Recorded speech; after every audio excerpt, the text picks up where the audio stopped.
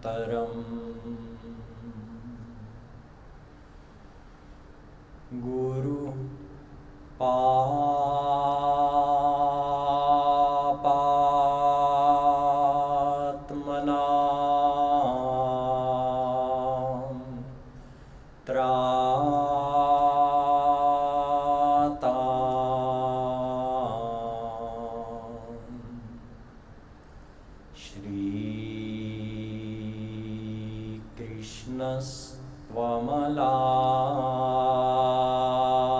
श्रीकृष्णस्त्वमलात्मना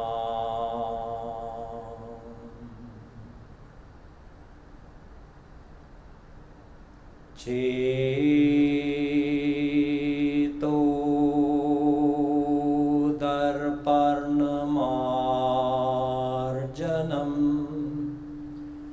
भवमहा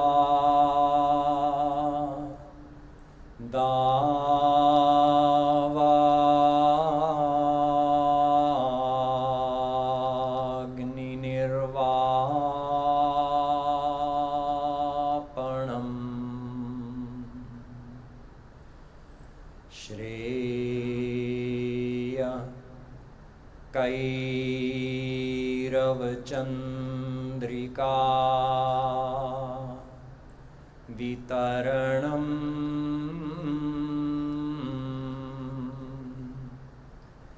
विद्यावधू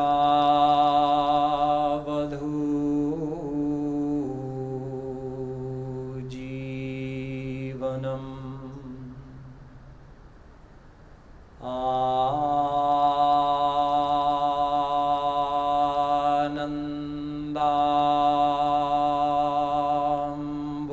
आनन्दाम्बुधिवर्धनं प्रतिपदम्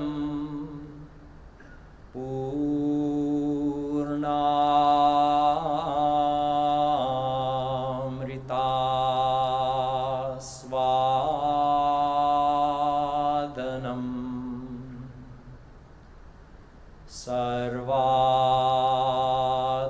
सर्वात्मस्नपनं परं विजयते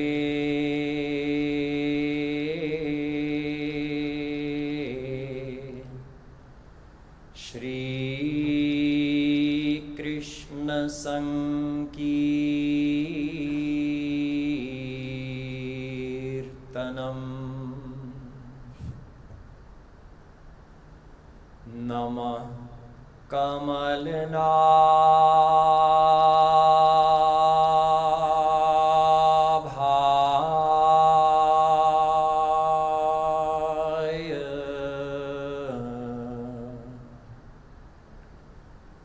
नमः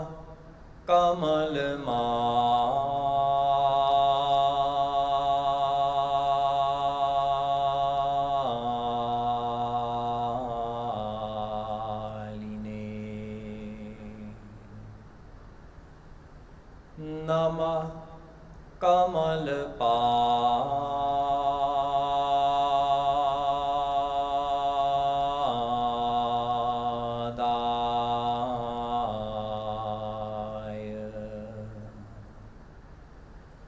नमस्ते कमलेक्षण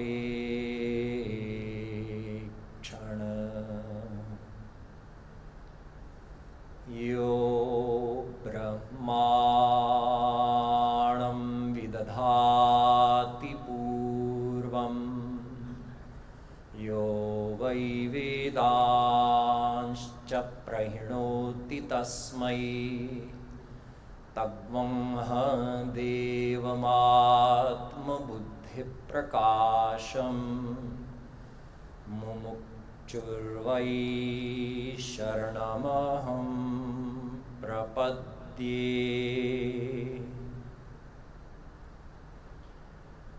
Dear devotees, please join me in a few minutes of Nam Sankirtan, and after that I'll address today's topic of how to remember God all the time.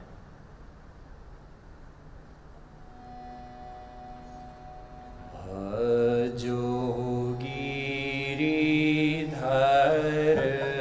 Govinda Gopala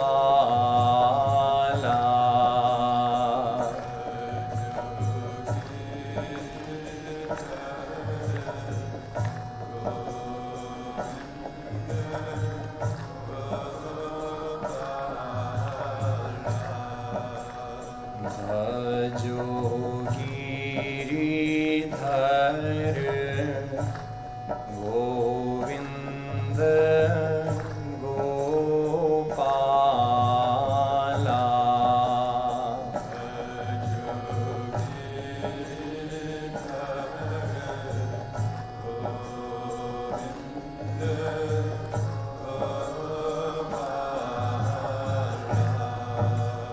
Bhajo Giridhar Govinda Gopala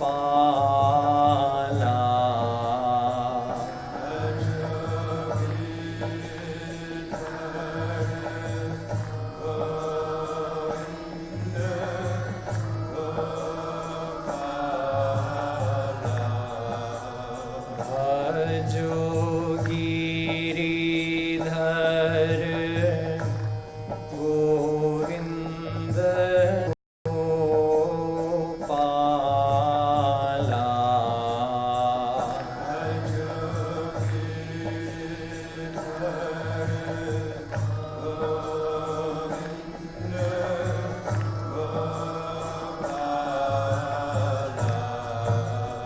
Bhajo Giridhar Govinda Gopala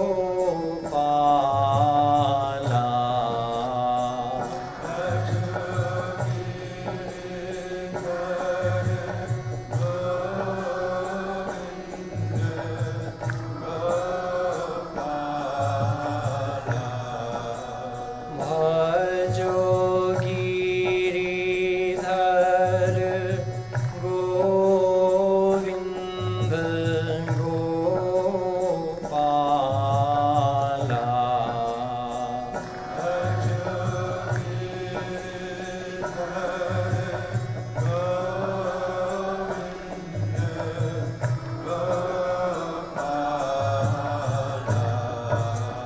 Bhajo Giridhar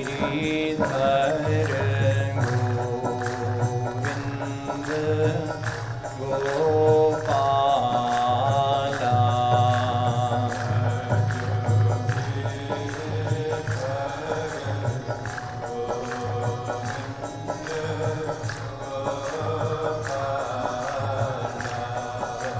Bhajo Giridhar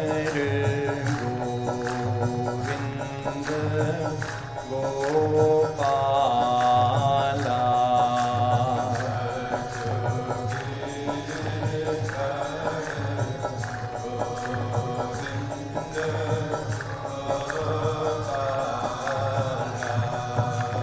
Bhajo Murali Manohar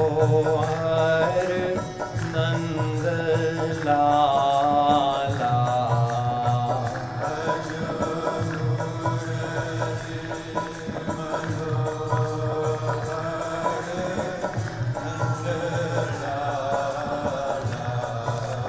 Bhajo Murali Manohar Nandlala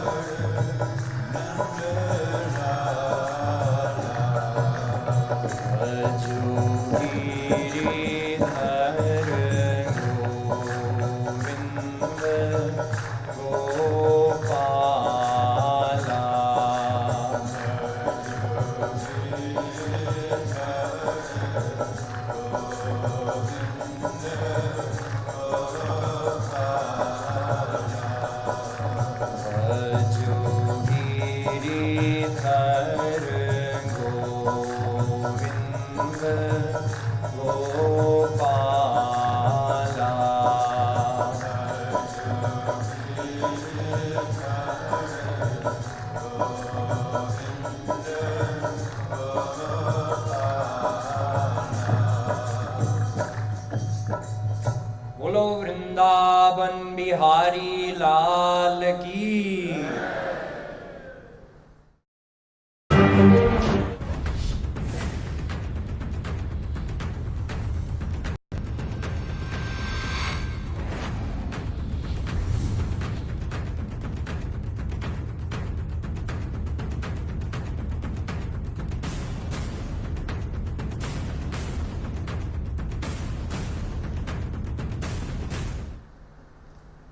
We hear all the time that a devotee is supposed to remember God continuously. The reason is that our mind has to be purified. The mind is always in motion. The mind is always active. So we're always thinking of something. And really there are only two things that we could possibly be thinking of. One is God, and one is the world. There are only three things that exist: Brahma, Jeev, and Maya. We are Jeev, we are the souls. Brahm is God, and Maya is the world. So since we are the souls, our mind is either going to be engaged in the field of God or in the field of the world. What happens depending upon where our mind is? If it's attached in the world, our mind gains more impurity. And if it's attached in God, our mind is purified. We want our mind to be purified. Radha Krishna are omnipresent, and their grace is omnipresent. Those who receive their grace become God realized. They receive unlimited bliss and unlimited knowledge. Why have we not received their grace? Because we haven't surrendered to them. Only those who surrender receive their grace and become God realized. Why have we not been able to surrender?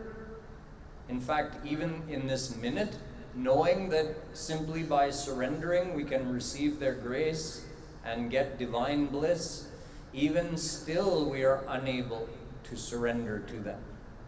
Why not? Because our mind is impure. Our antahkaran has a massive reserve of negativities and impurities, not just from this life, but unlimited previous lifetimes. If we could purify our mind, then we could become surrendered. However much our mind is purified, that same percentage we are able to be surrendered, and that same percentage of grace we receive, and accordingly we experience devotional feelings towards Radha Krishna and Guru. So simply by purifying the mind, we can increase our level of surrender. The whole path to God centers around this process. How do we purify our mind? And since the mind is active every moment, it is either becoming more pure or more impure every moment with every thought. every thought we have related to God purifies the mind. And every thought we have where the mind is engaged in worldly desires or attachments, that does the opposite. It makes the mind more impure. So wouldn't it be great if our mind could just be in God all the time? In fact, however long you've been following this path of bhakti, I could say that if from the moment we had started following this path, our mind had stayed in Radha, Krishna and Guru every moment until now, we would probably all be God realized in just a matter of a few years. So effective is the path of bhakti, and so powerful is the grace of the Guru. So what's missing is that we're unable to maintain a constant remembrance with God. We remember Radha Krishna some of the time, and some of the time we desire the world, and we engage our mind in loving remembrance of worldly pleasures or people. Vishayan dhyayataschittam vishayeshu vishajjate mamanusmarataschittam mayyeva praviliyate. Bhagavat. Shri Krishna is explaining to Uddhav that when your mind is engaged in remembering worldly pleasures, your mind takes on more worldly qualities. It takes on more impurity. But when your mind is engaged in loving thoughts of Shri Krishna, then the opposite happens. Your mind starts developing a state of unity with Shri Krishna that allows you to take on his qualities and purify your mind. So this is why we find at many places in our scriptures the instruction that a devotee practicing bhakti should remember God all the time. Tasmat sarveshu kaleshu mamanusmarayudhya cha. Gita. Shri Krishna tells Arjun, even while fighting the war, remember me every moment. If you do so, then surrendering your mind to me, you will come to me. In this there is no doubt. So we have to remember him every moment. Ananyacheta satatam yo mam smarati nityasha tasyaham sulabha partha nityayuktasya yogina. Gita.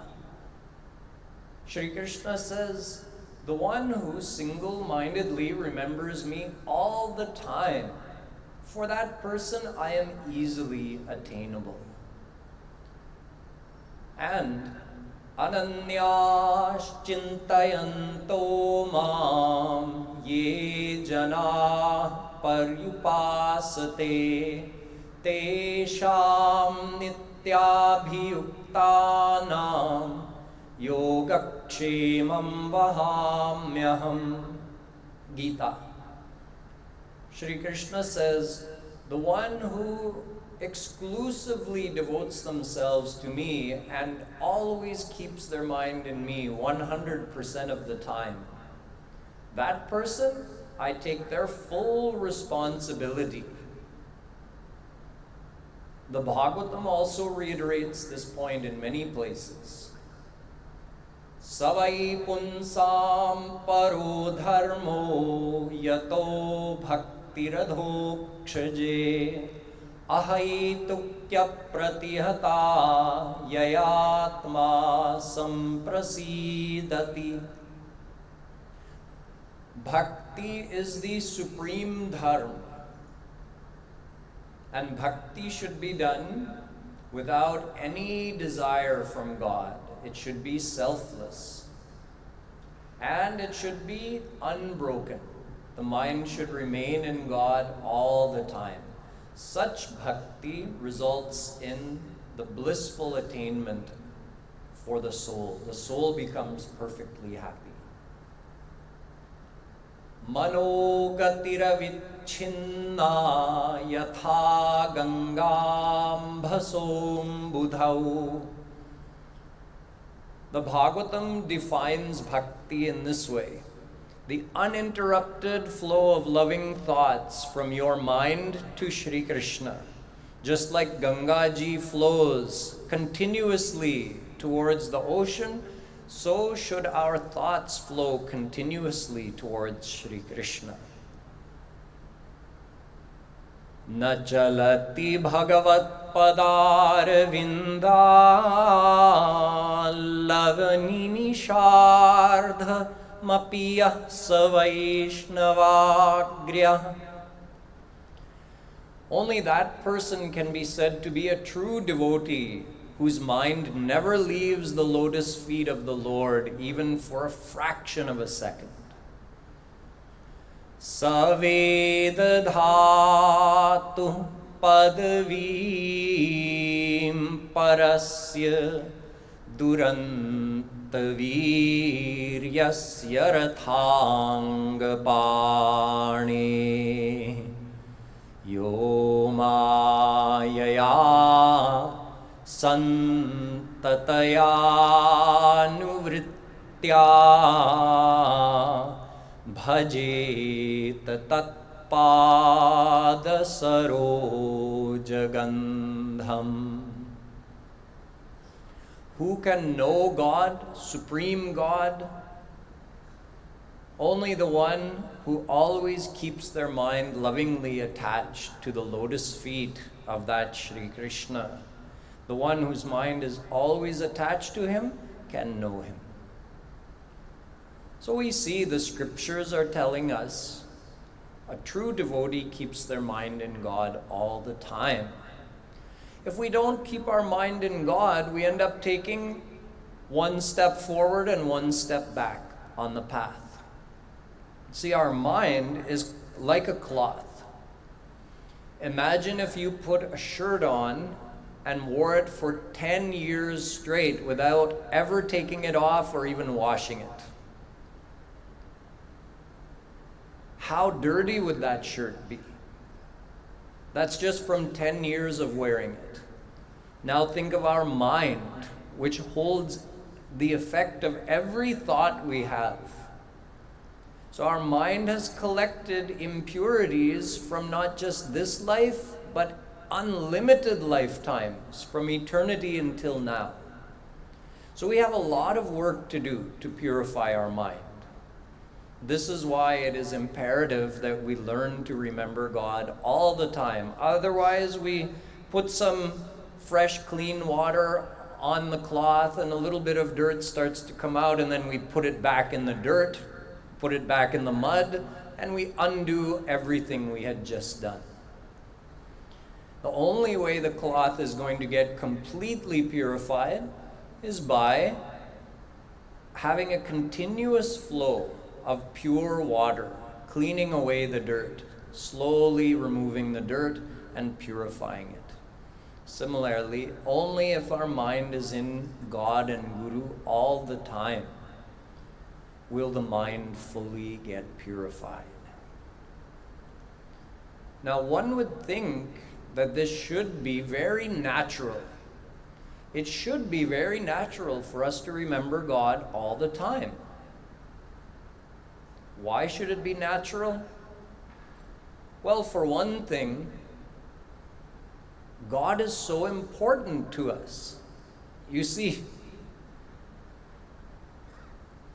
this body is alive because we are here, because the soul is here. Without the soul, the body has no life. When the soul leaves the body is a useless thing that people burn to get rid of. But what is giving life to our soul? Shri Krishna is giving life to our soul. Chetanash-chetananam. Shvetashvatropanishad says, He is the life of your life. He is the soul of your soul. So just like we don't forget to breathe because it's so important to our life, in fact, even when we're sleeping, we keep remembering to breathe somehow. So when God is so important to our life, He is the life of our soul. If He were to leave us, even for a moment, our soul would cease to be alive. So you would think it should be really easy to remember Him. On top of that, we have our, what could be called our constitutional relationship with Shri Krishna, that He is our Anshi and we are His Ansh. Chinmatram Shri Hariransham Sukshmam Aksharam Avyayam Krishnadhinamiti Prahur Jivam Jnana Gunashrayam. Ved says that we are all His Ansh. Ansh means a part. He is the original source and we are a part of Him. Therefore, we are subservient to Him. We are His natural servants. Mamaivansho jiva loke jiva bhuta sanatana. Gita. Shri Krishna says all the souls are eternally my Ansh. Ansho nana vyapadeshat. Brahma Sutra also says that all of the unlimited souls are Ansh of Shri Krishna. Ishvara Ansh Jiva Avinashi Chetan Amal Sahaj Sukharashi. The Ramayana also states this fact. So when we are related to Him, substantially related to Him, He is Satchit Anand and we are Ansh of Satchit Anand. So for this reason also, you would think, how could we ever forget Him? We should be able to easily remember Him all the time. And on top of that, think about His physical proximity to us. He's right here. Eko Devah Sarvabhuteshu Gudha Sarvavyapi Sarvabhutantaratma. Shvetashvatropanishad. He is Sarvavyapi. He's everywhere. So He's all around us and He's within us. And He's residing within our very soul. So He's so close to us. Then how could we ever forget Him? He's always here around us and within us. And yet, practically speaking, every one of us sitting here struggles to remember God. Never mind remembering God all the time, we struggle to remember God even for a majority of the hours in a day. It's difficult for us.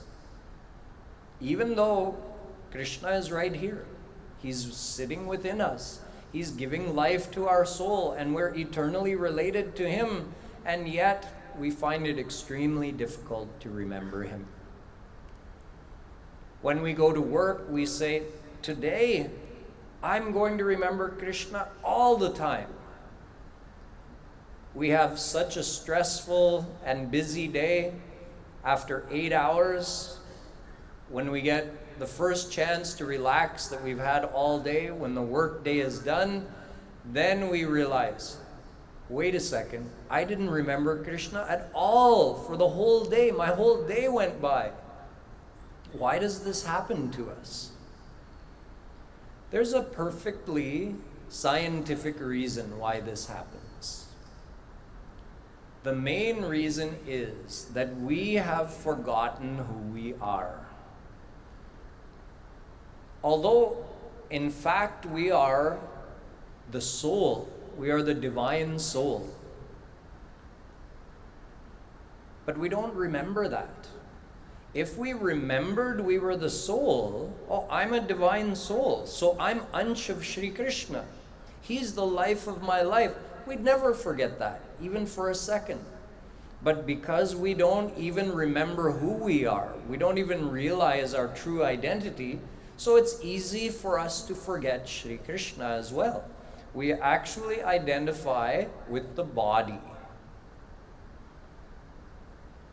We actually think, I am this body. And even though we've heard it explained to us dozens or hundreds of times or thousands of times, that you are the soul, you are not the body, yet we haven't been able to accept this.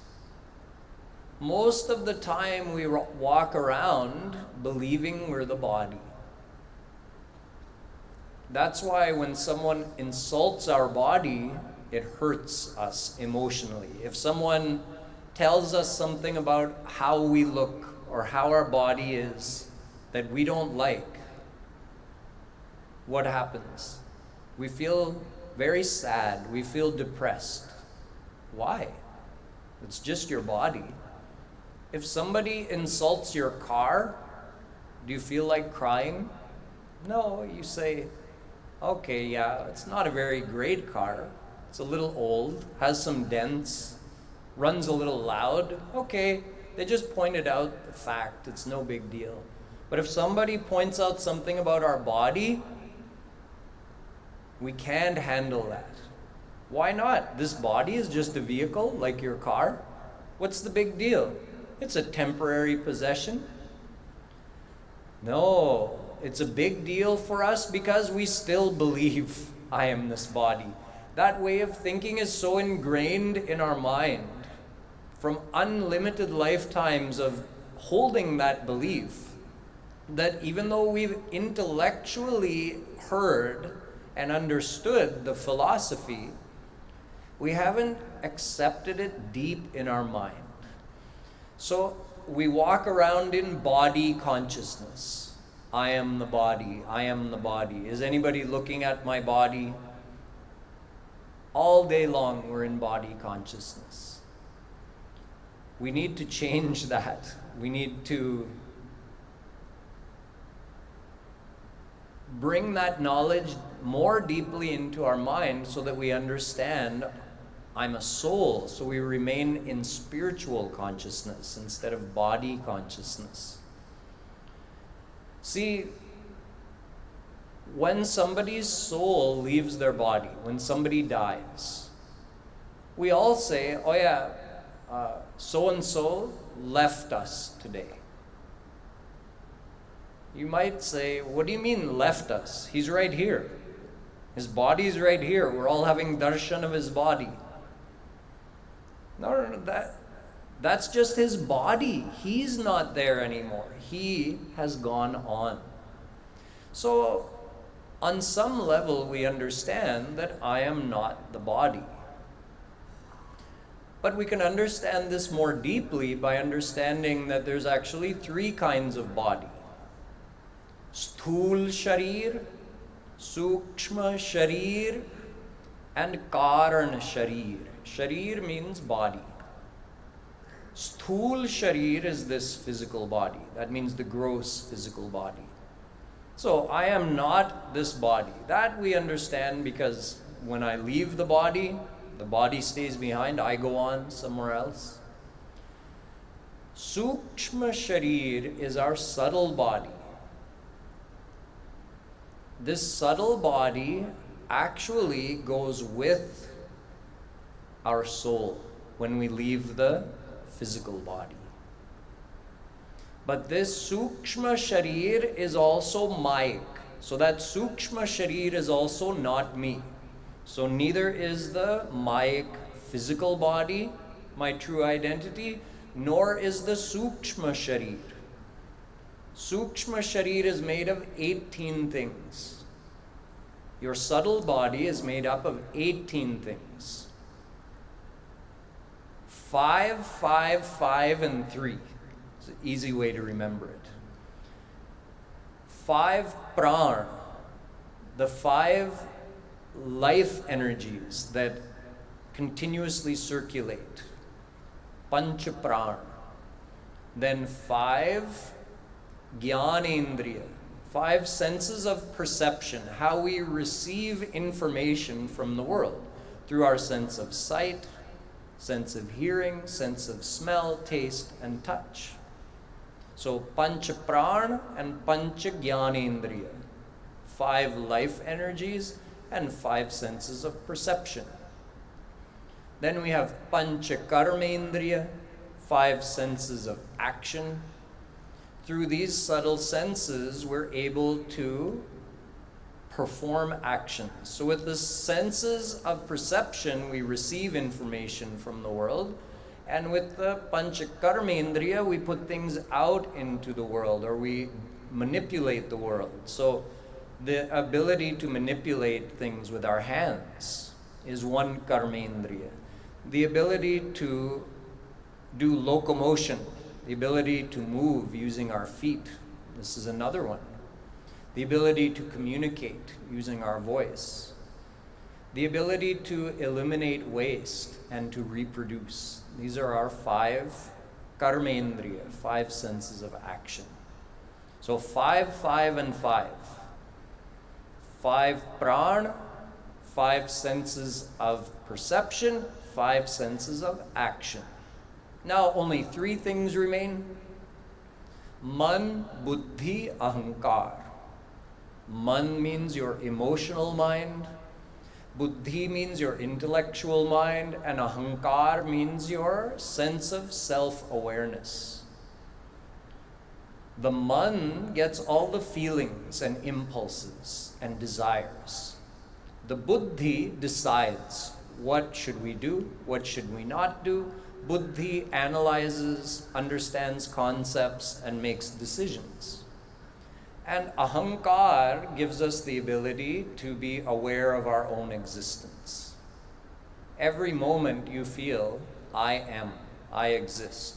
That's the ahankar. So these 18 things, panch pran, panch jnanendriya, panch karmendriya, man, buddhi, ahankar. These 18 things make up the sukshma sharir, the subtle body or mental body, which actually goes with the soul. When you leave this body and you take a new body, this sukshma sharir goes with you. So your mind is retained from life to life. However, there's one state where even your sukshma sharir is gone. During Mahapralay, during Pralay, when you're within God, the whole universe is dissolved. Maya is dissolved within God. So that means even your sukshma sharir, your senses and mind, they're also dissolved because they're mayic. But even then you still have one sharir left, your karana sharir, made of your vasanas or your sanskars. So all those sanskars are still with the soul, enveloping the soul, and they become the cause of your rebirth when God produces the universe again. For this reason, we call this karana sharir the causal body. This is the most subtle of the 3 bodies. But none of these 3 is me. I am not the physical body, I am not the subtle body, and I am not the causal body. I, meaning the soul, is beyond all of that. But I don't live in this awareness. Thus, I find it difficult to remember God. You see, even though we've heard this knowledge explained to us so many times, we very rarely do what is called chintan. Now we're coming to the solution. We've seen why we should be remembering God all the time. we've understood that all the scriptures tell us to do this. If we were able to remember God all the time, we would actually be able to attain God in this life. So in order to be able to remember God all the time, really what we need to do is twofold. First, we need to do chintan of the Tattvagyan. Chintan means repeated reflection on something, repeatedly thinking about something. How many times in the day do we actually think, I am not this body, I'm a divine soul? Number one. I am related to Shri Krishna. He is divine and I'm divine. Number two. And only He can make me happy. Number three. How often do we actually think that in a day? You know, to develop an attachment to someone, you have to think about them quite a few times. Dhyayato vishayan punsa sangasteshu pajayate sangat sanjayate kama kamat krodho bhijayate. Gita. Through repeatedly remembering someone or something, we develop an attachment to them. So when we see someone or something and we start thinking, this person or this thing could make me happy, we don't just think it once or twice. We start thinking about that person all the time, or that thing. It could be a thing or a living being. Through that constant reflection on them, we develop an attachment. They enter deeply into our mind. But how often have we deeply thought, you know what, I am not this body, I am the soul. I am only related to Shri Krishna, and only He is the true form of happiness. We have thought this very few times in our life.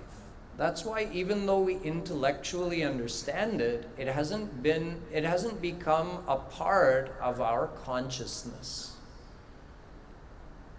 We're still walking around thinking I'm this body. Luckily for us, we have saints who come to the world and teach us. You see, we're like the young lion who got separated from his pride, got separated from his family, and ended up getting adopted by a bunch of sheep. So this was a baby lion. And since he started following these sheep around from a very young age, so he also started bleating like the sheep. Bah. This lion, even as it grew and became a fierce-looking lion, it just did everything that the other sheep did. When other lions came hunting, the sheep ran away. So one day, another lion saw this strange vision of this lion running with the other sheep and running away from the lions. So out of curiosity, he ran, he came close, he tackled him. All the other sheep ran away, and he got this lion pinned down. And the lion was bleeding and begging for mercy. Don't kill me. Now the older lion said, "My son, what are you doing? Why are you bleeding like a lamb?" The lion said, "I am a lamb. What are you talking about? Am I not a sheep?" So the older lion grabbed him by the scruff of his neck and brought him down to the pond and made him look at his face in the water. Then he saw, oh, I'm not a sheep, I'm a lion. and he roared. We're walking around just like that lion. Absurd, isn't it? To think of a lion who believes himself to be a sheep, and yet here we are, a soul believing himself to be a physical body. A divine soul related to the Supreme Lord, Shri Krishna, who has existed for eternity and will exist for all eternity, and yet we're afraid of death. Why? Because we think we're this body. So we need to start reviewing this knowledge in our mind. This tattva gyan ka chintan, we don't do it. But the more we do it, every time our mind gets offended by someone saying something, we should remind ourselves, I am not the body. Why should I be offended? Every time we feel attachment for someone in this world, we should remind ourselves, to whom am I truly related? A true relation must fulfill three qualities. It must be nitya. It must be everlasting. We know that no relation in this world will last forever. Katinam sutana lalita kativane vadhur bhunji vanute vanutascha vavayam bhavasanga khalupantha sangama. Do you remember who you were related to in your last life? Who was your mother? Who was your father? Who were your children? Who was your husband or wife? No clue. This world, the relations in this world, are just temporary. Just like when you get on a plane or you get on a train or you get on a bus, you're put together with a bunch of people for a short period of time, and when the voyage is over, you all go your separate ways. So just like a train going that has many stops, at every stop someone gets on and someone gets off.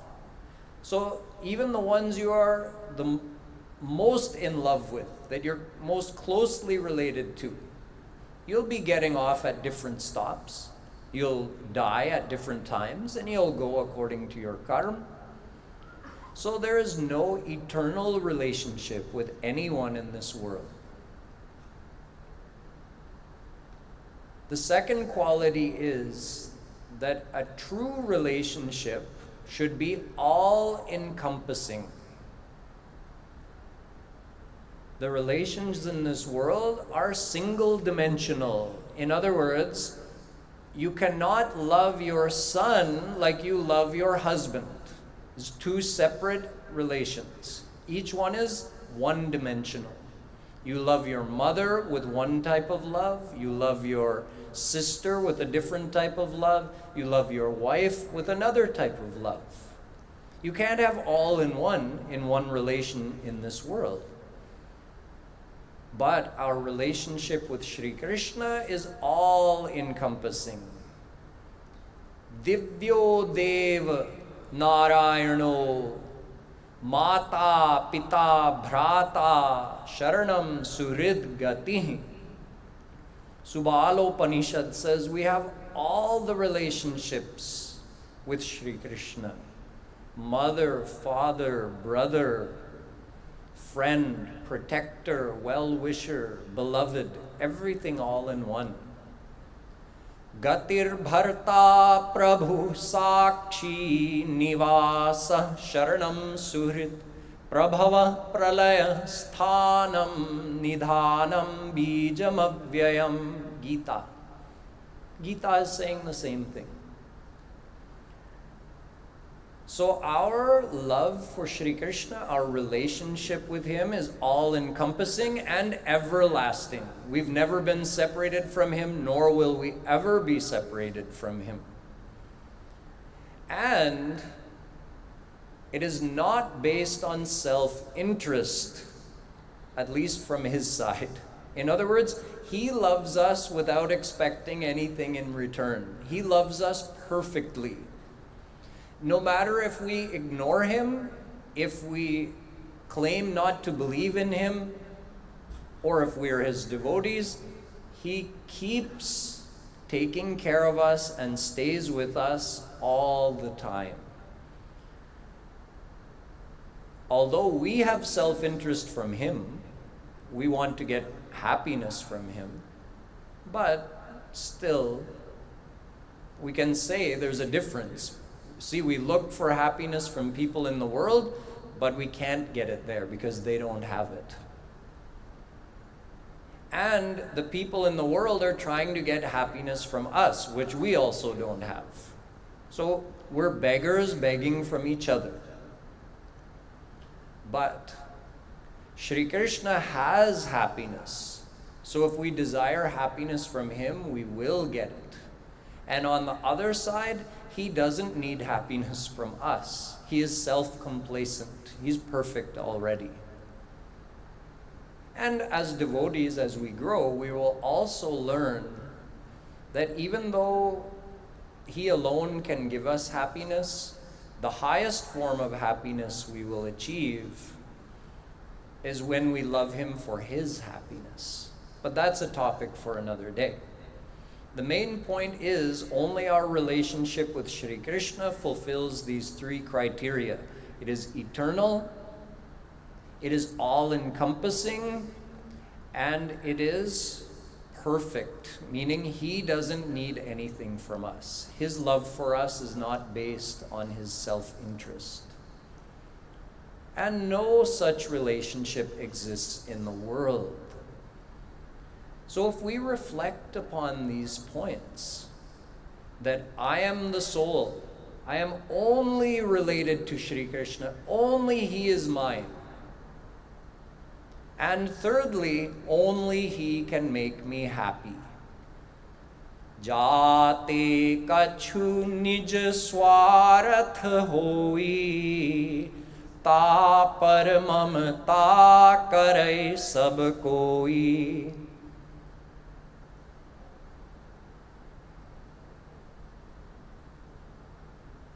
However much self-interest is being fulfilled from someone, that much mamata, that much affinity we will have for them. See, right now, we keep thinking, we keep looking hopefully towards people in this world. Oh, maybe this person can make me happy. Maybe this one will make me happy. That's why we keep getting attached in the world and bringing more impurities into our mind and forgetting God.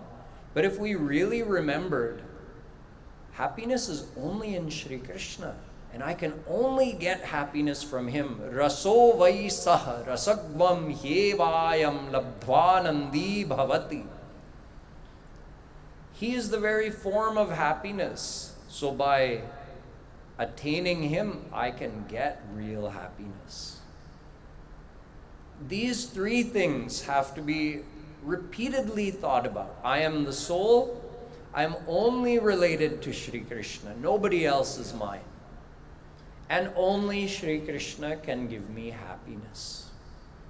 If we really thought about these things and reflected upon it continuously or repeatedly, eventually this knowledge would really become a part of our consciousness.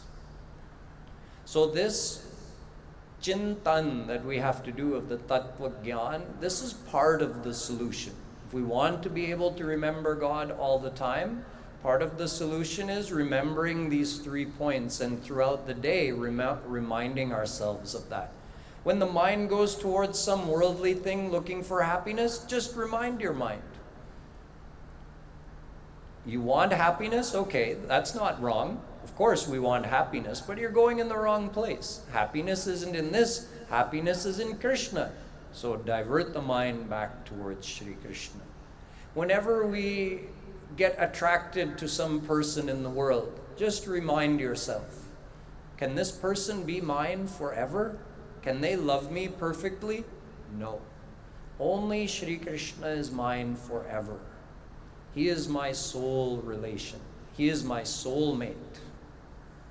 And whenever we are walking around and feeling proud of our body, or maybe getting insulted because of what someone said, we have to remind ourselves, oh, I am not this body. I am the soul. So that's part of the solution. And the other part of the solution is practicing sadhana and doing seva daily, sitting and doing Rup Dhyan. Now here we've all come to Mangar for the sadhana Shivir, so we have the opportunity to do this for the majority of the day. But even when you're not here at home, of course, you have to set aside some time every day for dedicated practice of Rup Dhyan. Just like you're doing when you come to Bhakti Bhawan and you sit, when you're at home, you also need to sit, do kirtan or listen to kirtan and practice Rup Dhyan. And of course, seva, Guru seva, is the other means of purifying the heart. So by daily practice of sadhana and seva, and throughout the day trying to remind ourselves of these three main points of Tattva Gyan, we'll gradually deepen our ability to remember God. The more you practice Rup Dhyan, see, during that time, you're intensely attaching the mind to God. So you're training your mind to be able to remember Radha Krishna. So that makes it easier to remember them throughout the rest of the day. And when you're doing Chintan of the Tattva Gyan, you're removing that misunderstanding and you're bringing in the correct knowledge. Now you don't have to do Chintan of all the complex philosophies like, okay, what are the Panch Pran again, and what are the Panch Karmendriya, what are the Panch Jnanendriya? You don't have to do Chintan all day long of these things. Those are, Pracharaks have to remember those things. For you, it's enough to, oh, okay, that answers my question, and you may remember the details or you may not, but the thing you have to remember throughout the day, over and over again, just the simple things. I am the soul. I'm only related to Shri Krishna. Only He can make me happy. Over and over and over again. So what ends up happening is we develop our ability to remember God all the time. But someone may still say that scientifically speaking, how is it possible if I'm working, let's say you're an accountant. So you're working on a spreadsheet, you're doing calculations. That requires all of your focus, all of your mental involvement. So at that time that you're doing the accounting, can you also be doing Rup Dhyan of Shri Krishna? No, you can't. Your mind can't be in two places at once. Although the flight of the mind is very quick, so sometimes you may feel like your mind is in more than one place at a time, but it's not. Your mind can only be in one place at one time. So if you're doing computer programming or you're doing some calculations or any activity that requires the total involvement of your mind, then you can't also be doing Rup Dhyan of Shri Krishna. Then how will you remember Him all the time? Now, if you have a job that doesn't require the total involvement of your mind, or you're doing some activity that allows your mind a little space, like let's say you're doing the dishes, you're washing the dishes. So at that time, you can actually be thinking, consciously remembering Shri Krishna. It doesn't take your total concentration to wash the dishes. But if you're doing something that does require your total concentration, then how can you do Rup Dhyan? You can't. Then is your remembrance not broken? Not necessarily. You see, the things that go very deeply into our mind, they stay in our subconscious. They stay in the back of our mind. even when our conscious mind is engaged in some work, the things that we're deeply attached to stay in the back of our mind. For example, do you ever forget who you are? Even when you're doing your computer programming or your accounting, do you ever forget, I am? No, you don't forget that you exist. Not only that, your sense of identity includes your gender. Even while you're working on that spreadsheet, doing your accounting work, you remember, I am a man or I am a woman. You remember, I am a mother or I am a father. Isn't it interesting? It's curious that these things always remain in our consciousness as our sense of identity. No matter what we're doing, we never forget, I'm a human being. We always remember our gender. We always remember who we are to certain other people, like I'm a mother, a father, a husband, a wife. So how is it that these superficial relationships that are only related to our physical body stay in our mind all the time? Because are you a human being? No, you're a soul. You're not a human being. Then how is it that 24 hours a day you keep remembering, I'm a human being, I'm a human being. 24 hours a day you never forget. 24 hours a day you never forget if you're a man or a woman. Are you a man or a woman? No. Naiva stri napumaneshu Shvetashvatropanishad. The soul has no gender. You are neither man nor woman. Then how is it these things stay in our mind 24 hours a day? It's because we're so deeply attached to that sense of identity, that I am this body. And we're deeply attached to the physical relations. I am a mother, I am a father. So what I'm saying is, if we can make our attachment to God and Guru go that deeply, then we'll be able to remember them all the time. It's that simple. So even when you're doing your accounting, if you've really made that Tattva Gyan go so deep in your mind that I am the soul and I am only related to Sri Krishna, that will stay in your mind all the time, in your subconscious mind. Just like currently your identity as a human being stays in your mind all the time. So our attachments and our sense of identity always remains in the subconscious mind. So if we can align that spiritually so that our sense of identity is correct, I am the soul, and our attachments are to God and Guru, then they are always going to stay in our mind. Something like, let's say there's a newlywed couple who are so in love with each other. But after their honeymoon, each has to go to their job. So they're still at that stage where they're completely infatuated with each other.